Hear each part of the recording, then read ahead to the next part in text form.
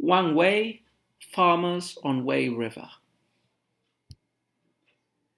The setting sun lights the village. To empty lanes, cows and sheep return. An old man is concerned for a herd boy, leaning on his staff, waiting by the gate. Pheasants cluck, the barley is now in flower. Silkworms sleep among the last mulberry leaves. Farmers shoulder spades and stand to chat with each other for a while. Seeing this tranquil life they lead, I sadly sing the ode, It Cannot Be. So, yet another poem by Wang Wei, and this one is very peculiar. I would say it shows an idyllic view of the countryside and of country life, something similar to the bucolic or pastoral poetry that we are so used to in our own Western poetic tradition. This feels slightly odd with Wang Wei, at least from what I have heard about him. We talked about the similarities he had with another contemporary poet and friend, Meng Haoran. Both were representatives of the bucolic tradition in Chinese poetry, but in different ways. So Wang Wei's peculiar style is to represent an empty nature, a nature devoid of human beings, and a nature which is at once enticing, beautiful, and illusory. That is to say, it's a beautiful world, but it's not the real world, as Buddhist theology and metaphysics would affirm.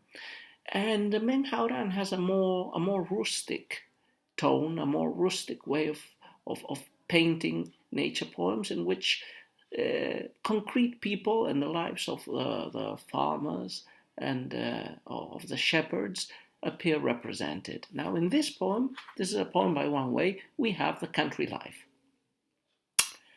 So the pastoral, as I said, is a very common theme in poetic traditions, not only of the East but of the West. In our tradition, the first texts would come from Greece. Theocritus is the writer I'm thinking of, Virgil in his Georgics, and a lot of other writers in the Renaissance were Poliziano in Italy, Cervantes, Lope, and Góngora in Spanish poetry. Even Shakespeare in some of his plays, I'm thinking of As You Like It, recreate pastoral settings. Now, the main idea in the pastoral is the recreation of an idyllic, of a perfect countryside world of happy shepherds.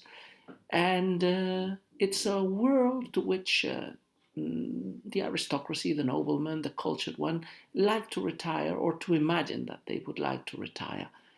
As I said, it's a fantasy. It idealizes the hardship and the difficulties and the poverty of the rural lifestyle. But it functions as a powerful, powerful image, as a utopian world in contrast with civilization, urban life, the courtly life and its hypocrisies, lies, dangers, and corruptions. So it's always a paean, a song to the simple life. And it's always a paradoxical type of literature because the people who make these poems are not farmers, are not shepherds. They are very refined courtiers and noblemen who have no real intention of leaving their world, but they do escape to this fantasy garden. Yeah. There's a common anecdote, or not common, a famous anecdote told about Marie Antoinette. The French enjoyed playing pastoral in the 18th century, and Marie Antoinette built a fake rural area around the Petit Trianon with the sheep and noblemen dressed as shepherds. Now, going back to this poem, its topic is, we would say, an idealization and a depiction of country life and the pleasures of renouncement, which appear very lightly at the end of the poem, the desire to be able to quit the world and enjoy this lovely rural life. So the poem starts with a setting sun lighting a village, and we see the animals returning from the fields back to the little village. Yeah, we see the animals and the human sphere. So the cows and sheep are returning, and the old man is waiting for his herd boy, who might be his son. or anyway somebody who works for him. In a second set of images, we get pheasants, barley, and silkworms in the mulberry leaves. There's natural images of the countryside, and the farmers with the spades on their shoulders, talking in a friendly manner to each other.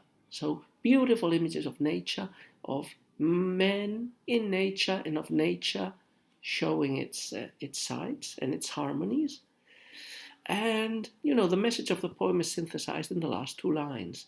Seeing this tranquil life they lead, I sadly sing the ode, it cannot be. So seeing this wonderful rural life, I would really, the poetic persona of Wang Wei, really laments not being able to leave the world and to retire into a life like this. Now we know Wang Wei is not being a hypocrite here. He was a very, very important civil servant who achieved quite high positions in the Chinese government, but in his late years, he very frequently retired partially or temporarily from office to enjoy his estates in the Wang River Valley. Now, he was a rich man. He wasn't a farmer. He enjoyed sightseeing and Buddhist meditation in his estates. So even though he did retire, he would have contemplated this rural scene with peasants in a village from his own comfortable position of welfare and well-being and not having to do tedious and tough physical work. So he can easily idealize the world we're talking about. This last line talks about the ode it cannot be. Now, this is a reference to one of the poems of the Book of Odes. More specifically, it's a reference to one of the airs of Bei, titled Shi Wei. It has been translated as one so reduced, or similar. There are similar expressions. Now, the main idea behind this poem, the Shi Wei, this is the 36th of the poems of the Book of Odes, and it's about the reluctance of a group of people to return home. The Mao commentary explains the ode, saying that the Marquis of Li had taken refuge in a foreign land, and when he had the opportunity to return home, his counselors encouraged him to do so. In this context, we might imagine that what Wang Wei is referencing with this quote is that he really wishes to retire, but he has to serve his lord. He has to be loyal to his lord. He has to continue serving the emperor in office. What else to say about the poem? It's quite well constructed in some of its parallelisms, and I like the way in which it juxtaposes animals, images of animals, and images of human life in the countryside, the two components.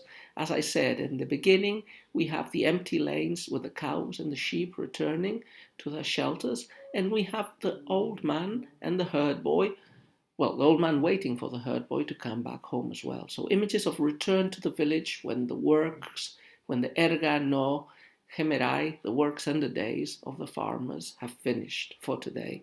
And then we have another pair of images of nature, aural images like the sound of pheasants, visual images like the barley, which is bright and shiny, and also the silkworms and the mulberry leaves. Not many yet. Most have been harvested by the village women.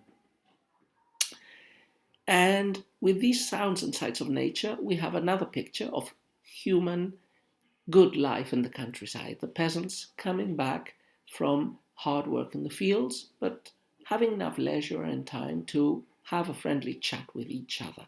So it's a poem that very effectively represents the pleasures of a bucolic scene and of a country life. And that will be all for today. We will continue tomorrow with the last of Wang Wei's poems in this series of the pentasyllabic Gushi. See you tomorrow.